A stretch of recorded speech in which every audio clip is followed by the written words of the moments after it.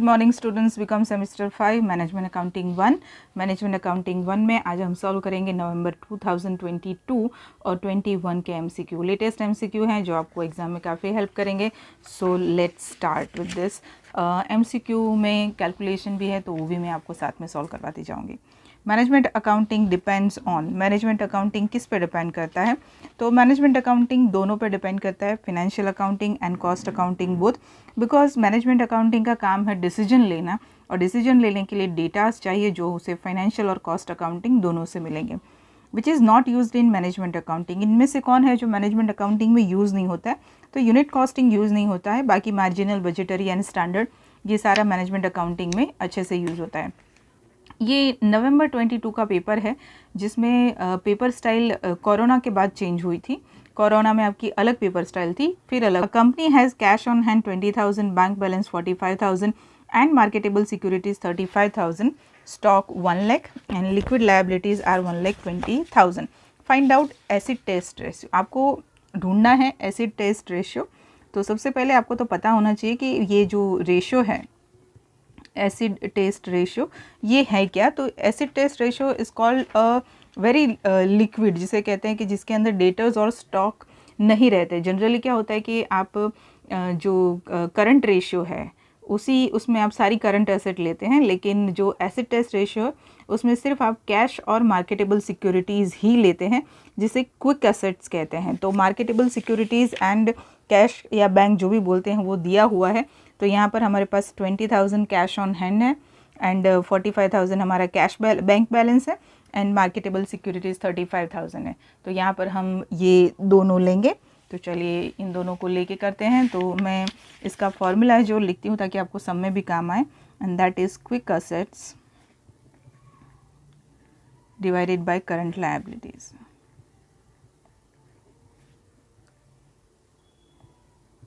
Right.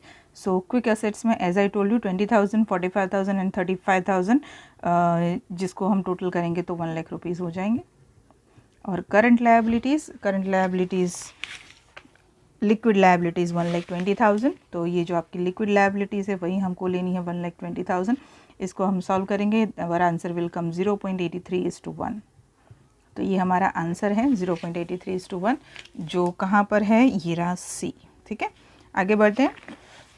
Sales of Maan limited during the year 8,50,000, gross profit 40,000, closing stock 2,10,000, opening stock is 1,30,000। Calculate stock turnover ratio. Stock turnover ratio का जो formula है वो है cost of good sales divided by average stock. तो जो COGS है वो दो तरीके से ढूंढा जाता है। एक तो हमारा सिंपल फॉर्मूला है and that is opening stock plus purchase minus closing stock. But क्योंकि यहाँ पर आपको कहीं पर भी परचेज नहीं दिख रहा है बट सेल्स एंड GP दिख रहा है, तो COGS जो है वो उसको और भी दूसरे तरीके से ढूंढा जाता है, जैसे कि COGS is equal to sales minus GP। So यहाँ पर हमारा जो स्टॉक टर्नओवर रेशियो है उसका जो फॉर्मूला है that is COGS sales minus GP and divided by average stock. आप सब जानते हैं कि एवरेज स्टॉक कैसे ढूंढा जाता है। तो सेल्स माइनस GP मैं डायरेक्टली लिख दूंगी 8,50,000 minus 40,000, that will come 8,10,000 and the next one is our average stock. Opening stock 1,30,000, closing stock 2,10,000, total 3,40,000। 3,40,000 को हम डिवाइड करेंगे तो 1,70,000 आएगा, 2 से डिवाइड करेंगे तो यहाँ पर हमारा आएगा 8,50,000 सेल्स माइनस 40,000, और एवरेज स्टॉक को मैं डायरेक्ट लिखती हूँ 1,70,000, opening plus closing divided by 2।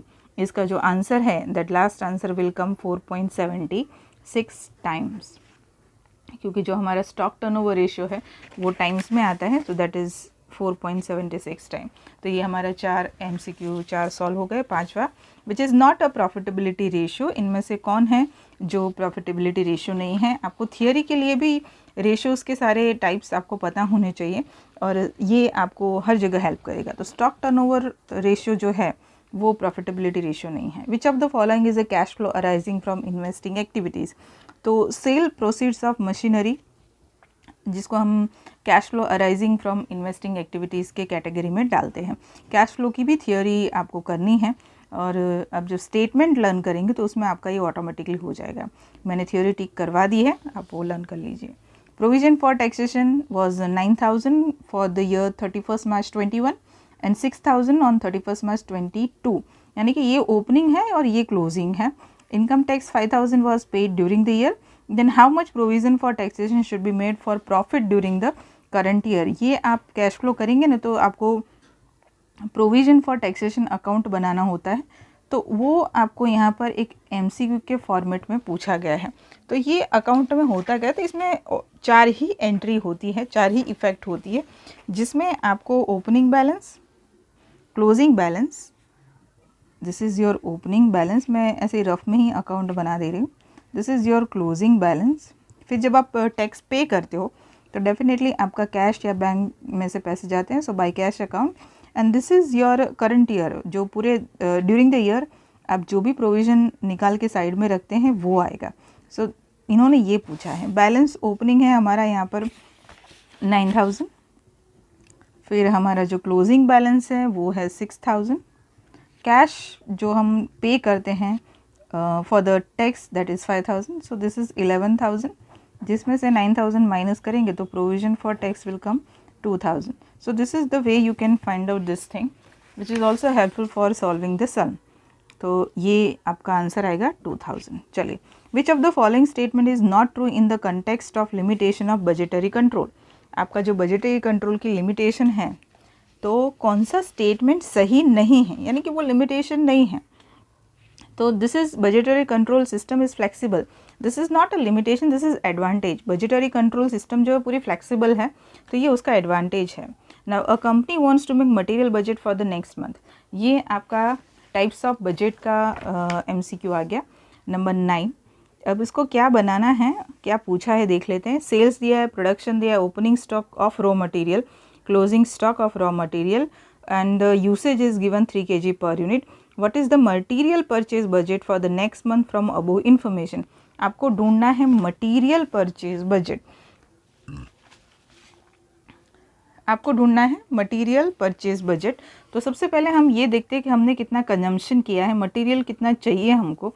तो कंजम्पशन ऑफ मटीरियल, तो बहुत सिंपल सी चीज़ है कि उसने दिया हुआ है कि हमारा कंजम्पशन कितना होना चाहिए. ये रहा यूसेज 3 kg पर यूनिट. आप एक यूनिट बनाने में 3 kg यूज़ करते हैं, जबकि आपको प्रोडक्शन करना है 7,200. तो मटेरियल का कंजम्पशन कितना चाहिए होगा, 7,200 इंटू 3 kg, यानी 21,600 kgs. This is what you needed consumption of material. उसमें से आपको जो आपका ओपनिंग स्टॉक है वो माइनस करना है और क्लोजिंग स्टॉक प्लस कर देना है.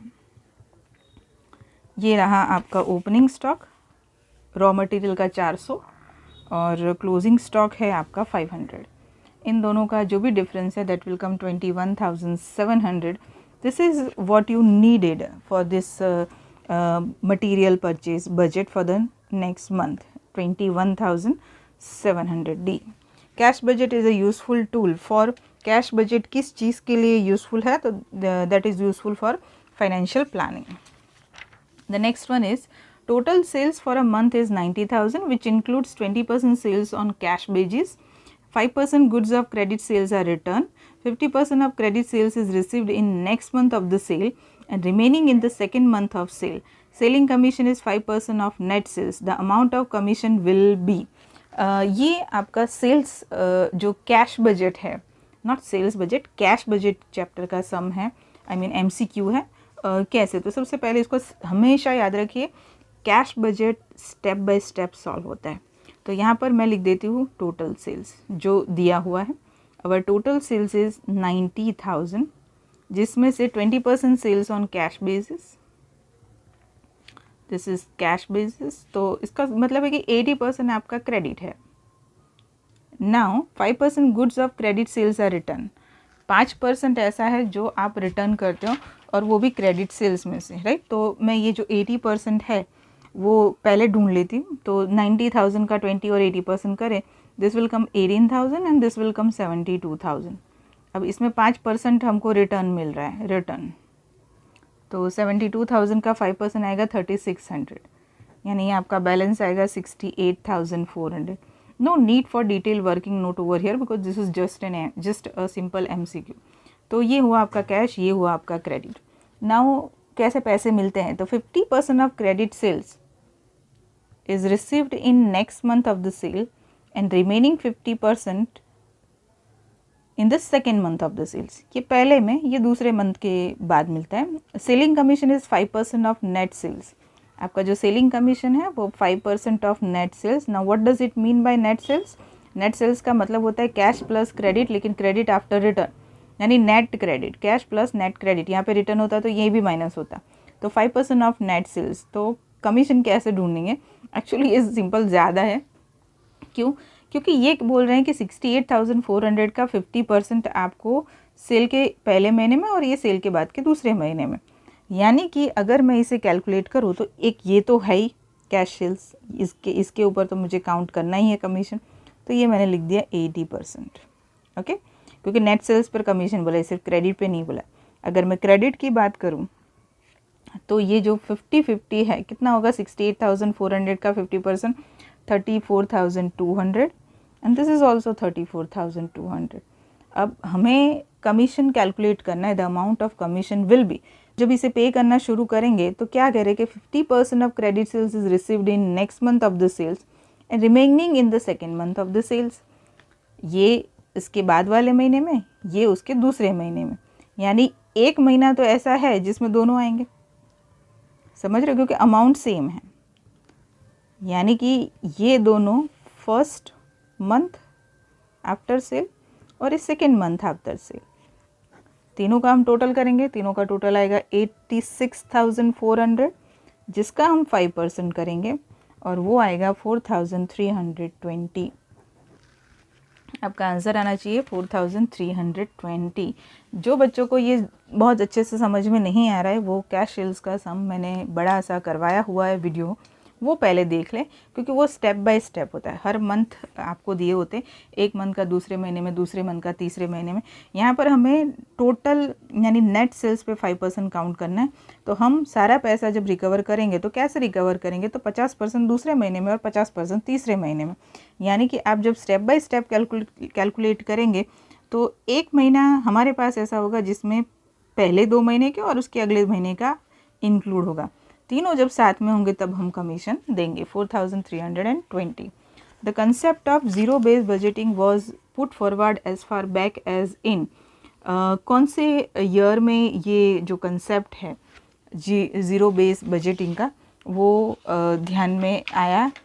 In England. इंग्लैंड में सबसे पहले, that will in 1924। Zero based budgeting की आपको थियोरी करनी है। जो थियोरी मैंने टिक करवाई है वो आप डेफिनेटली करके जाएंगे, ठीक है। एमसीक्यू ये हो गए हमारे 22 के। Now let's do MCQ for the year 2021। मेरे पास जो बुक है उसमें 21 के एमसीक्यू है, तो मैं आपको उसी में से सॉल्व करवा देती हूँ। जो कैलकुलेशन पोर्शन होगा वो मैं आपको करवा देती हूँ। चलिए स्टार्ट करते हैं।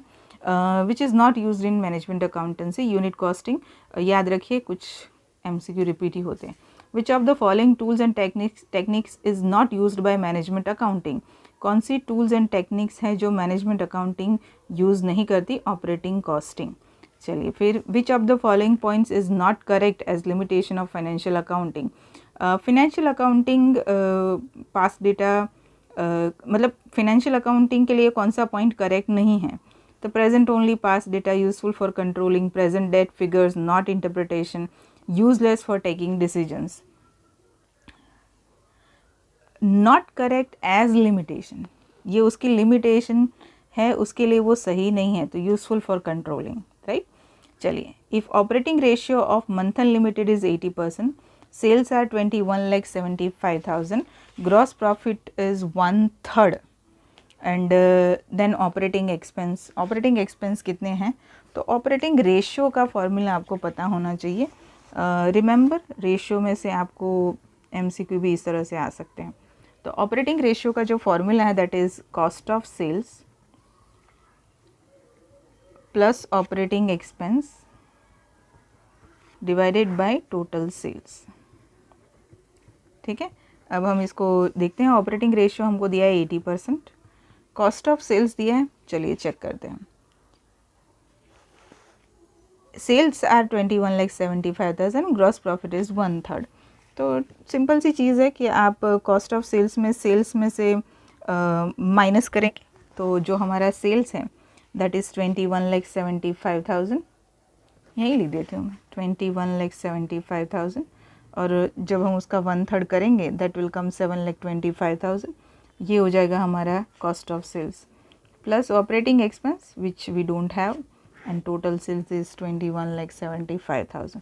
बस इसको सिंपल करते हैं, 21,75,000 को यहाँ ले जाएंगे तो उसका 80% करना पड़ेगा, दैट विल कम 17,40,000। चलिए इन दोनों को माइनस करते हैं एंड दैट विल कम 14,50,000, और फिर ऑपरेटिंग एक्सपेंस इधर लेके वो माइनस हो जाएगा and that is our answer of operating expense. So उस हिसाब से हमारे ऑपरेटिंग एक्सपेंस आएंगे 2,90,000, operating expense 2,90,000, yes here it is. Okay, चलिए फिर आगे बढ़ते हैं। If gross profit is 33% on total cost, then what is the gross profit ratio? GP ratio हमेशा सेल्स पे होता है, always remember. Gross profit ratio कभी भी कॉस्ट पे नहीं होता है। तो ये कॉस्ट पे दिया हुआ है, यानी कि 100 is cost, 33% is your profit, यानी आपका सेल्स कितना हुआ। ये बचपन में सीखे हुए हो आप, बचपन in the sense BCom sem 1 यानी F5 व्हाटएवर। चलिए, तो suppose your cost is 100 and 33.33 is your profit, और उस हिसाब से आपका सेल हुआ 133.33। तो आपको सिंपल करना है, वैसे तो ये आप रट्टा भी मार सकते हो क्योंकि 33 1/3 का जो है वो 25% होता है, पर कैसे आता है? तो सेल्स अगर 133.33 हो तो उन्होंने क्या पूछा है? Gross profit ratio. तो प्रॉफिट हुआ आपका 33.33, है ना? तो अगर 100 हो तो कितना? And that answer will come 25%। Directly 25% नहीं आएंगे, 24.99 समथिंग होगा, दैट इज़ 25%। ऐसा क्यों होगा? क्योंकि ये 3 का मतलब होता है इट इज़ इन्फिनिट, 33 आता ही जाएगा। चलिए 6 which is not a profitability ratio, ये आप जानते हो कौन सा? Stock ratio. Stock ratio is not a profitability ratio. Remember student, बहुत सारे MCQ ऐसे हैं जो मेरे हिसाब से बहुत बार रिपीट ही हो रहे हैं। यहाँ पीछे आंसर दिए हुए हैं but nevertheless calculation is very important. चलिए आगे बढ़ते हैं। Number 7, provision for taxation was, ये वही वाला MCQ है जो 22 में पूछा गया, जिसमें आपको प्रोविजन फॉर टैक्सेशन का अकाउंट ड्रॉ करना है। 69,600 is your opening balance, 81,200 is your closing balance, 60,900 paid किया है तो वो कैश अकाउंट क्रेडिट साइड पे आएगा। आपको what amount of provision of taxation should be made during the year, current year में कितना करना है? तो सिंपल है, आप अपने जो क्लोजिंग बैलेंस है और उसको प्लस करके माइनस कर दीजिए, आ जाएगा। अभी मैंने सिखाया हुआ है आपको। Answer is 72,500। Fund flow statement and cash flow statement are presented to board of directors. सब क्या बोलते हैं, नीचे कैटेगरी के लिए ये दोनों स्टेटमेंट नहीं बनाए जाते, ये आप बोर्ड ऑफ डायरेक्टर्स को देने के लिए, category in the means of designation, या बोर्ड ऑफ डायरेक्टर्स को दिखाते हैं because it's a very big deal for a company. चलिए, companies investment account show 9,60,000 as opening balance and 11,52,000 as closing balance. Okay, some of the investment were sold at a price of 1,28,000. आपने cell किया है तो by bank account आएगा, यानी cell आप दिखाएंगे credit side पे। है बड़ा आसान, पर क्योंकि अब ठान ही लिया है आपको सॉल्व करवाना है तो बना देती हूँ। इन्वेस्टमेंट अकाउंट असेट्स है, बैलेंस डेबिट साइड पे आएगा, opening balance brought down that is 9,60,000 and here your credit balance कितना दिया है? 11,52,000. So by balance carried down 11,52,000. Then you have this sale.